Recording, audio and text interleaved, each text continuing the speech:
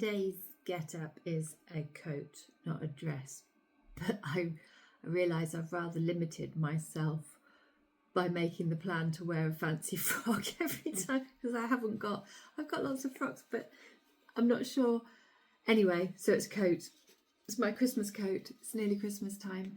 I'm looking at the next 10 pages of my thesis in this little short, and that is to do with the data analysis that I did.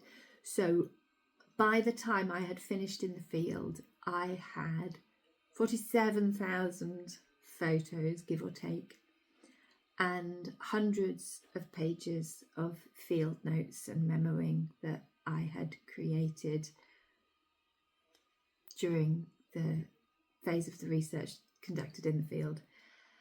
And the first phase of data analysis is actually the writing of those notes and the memos and things like that, because there is a part of you that is making sense of the experience as you write those notes. So although the aim is to come out of the field situation and write down what happened, as you write that stuff down, there is a making sense that goes on.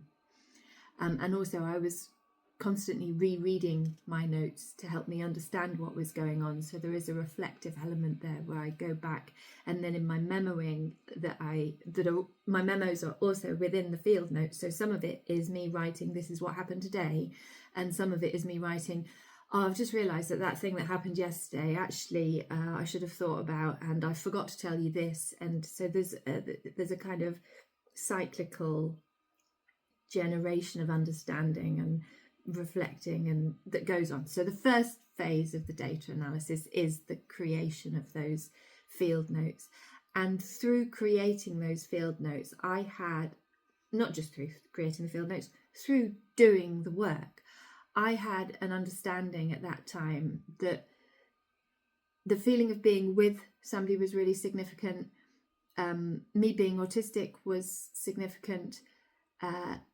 Finding people's intention, and that was something that I took from Merleau-Ponty's philosophy. That was really, really useful in the field.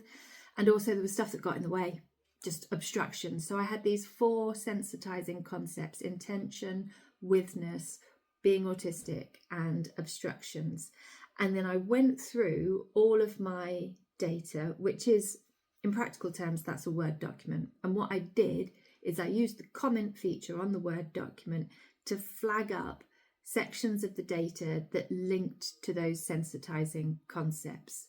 And as I started to do that, my data was organized into 3 sets. It was just the start, the middle, the end, but it was 3 big Word documents. So I would go through the first Word document highlighting these locations of the data where these sensitizing concept applied.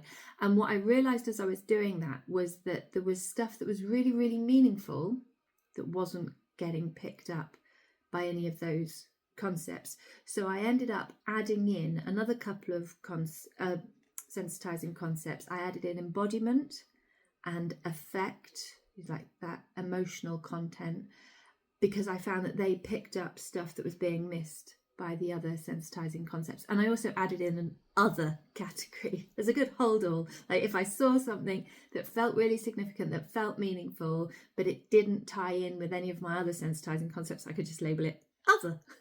And so then I went through the rest of the data. I went back through the first chunk of data, coding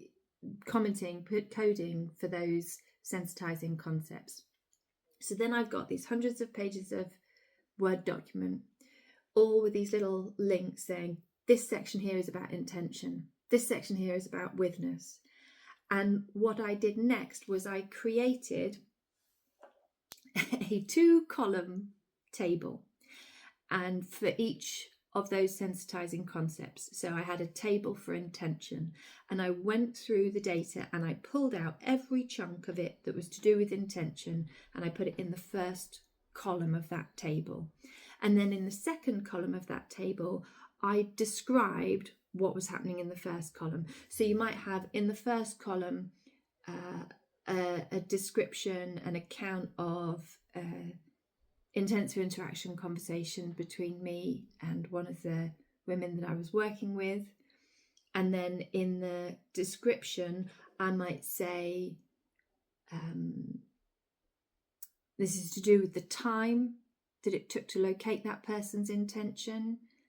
And this is to do with me moving my intention to be where her intention is. And that's in the intention column. So I've got like a block of text, and then I've got maybe a couple of sentences describing it.